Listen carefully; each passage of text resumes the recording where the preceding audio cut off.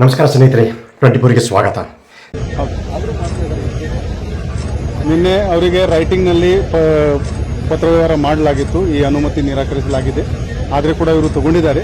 ಕಾನೂನಿಗಿಂತ ದೊಡ್ಡ ಯಾವ ವ್ಯಕ್ತಿ ಇಲ್ಲ, ಯಾವುದೇ ಸಂಘಟನೆ ಇಲ್ಲ. ಈಗ ಅವರು ಕಾನೂನು ಉಲ್ಲಂಘನೆ ಮಾಡಿದ್ದಾರೆ. ನಾವು ಕಾನೂನು ರೀತ್ಯ ಅವರಿಗೆ ಕಾನೂನು ದಿವಸ ಮುಟ್ಟಿಸ್ತೀವಿ.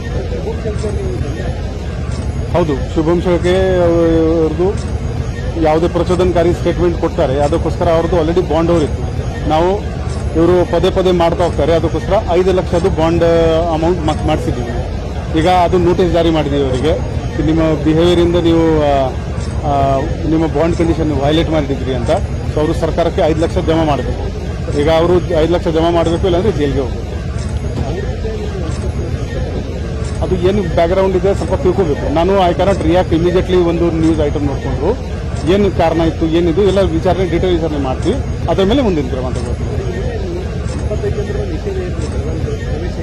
ಹೌದು, 3 ಮಂದಿ ಅಲ್ಲಿ ಕೊಲ್ಹಾಪುರ ಬಾರ್ಡರ್ನಲ್ಲಿ ನಮ್ಮ ಜಿಲ್ಲಾ ಪೊಲೀಸ್ ಮತ್ತು ಕೊಲ್ಹಾಪುರ ಪೊಲೀಸಲ್ಲಿ ಇದ್ದಾರೆ. ಅಲ್ಲಿ ಅವರಿಗೆ ಪ್ರಿವೆಂಟಿವ್ ಡಿಟೆನ್ಷನ್ ಮಾಡಿದ್ದಾರೆ. ಇನ್ನೂ ಇಬ್ಬರು ಎಲ್ಲಿದ್ದಾರೆ ನಾವು ವಾಚ್ ಇಟ್ಟಿದ್ದೀವಿ. ನಮ್ಮ ಚೆಕ್ ಪೋಸ್ಟ್ನಲ್ಲಿ ನಮ್ಮ ಪೊಲೀಸ್ ಚೆಕಿಂಗ್ ಮಾಡ್ತಾ ಇದ್ರೆ ಅವರು ಇಲ್ಲಿ ಬಂದರೆ ಅವರ ಮೇಲೆ ಕೂಡ ನಾವು ಕಾನೂನಿತ ಕ್ರಮ ತಗೊಳ್ತೀವಿ.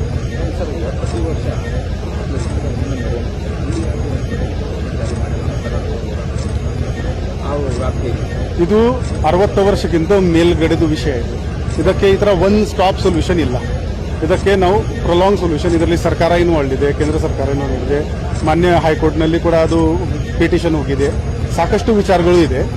ಎಲ್ಲರಿಗೂ ನಾವು ಒಪಿನಿಯನ್ ತಗೊಂಡು ಮುಂದಿನ ಕ್ರಮ ತಗೊಂಡು. ಸ್ನೇಹಿತರೆ, ಈ ವಿಡಿಯೋ ನಿಮಗೆ ಹೇಗೆ ಅನಿಸುತ್ತೆ ಅನ್ನೋದ್ರ ಬಗ್ಗೆ ಕಮೆಂಟ್ ಮಾಡಿ, ಲೈಕ್ ಮಾಡಿ, ಸಬ್ಸ್ಕ್ರೈಬ್ ಮಾಡಿ, ಬೆಲ್ ಬಟನ್ ಒತ್ತೋದು ಮರಿಬೇಡಿ. ಏಕೆಂದರೆ ನಮ್ಮ ಪ್ರತಿಯೊಂದು ವಿಡಿಯೋ ಮೊದಲು ನಿಮಗೆ ತಲುಪಬೇಕು. ನಮಸ್ಕಾರ.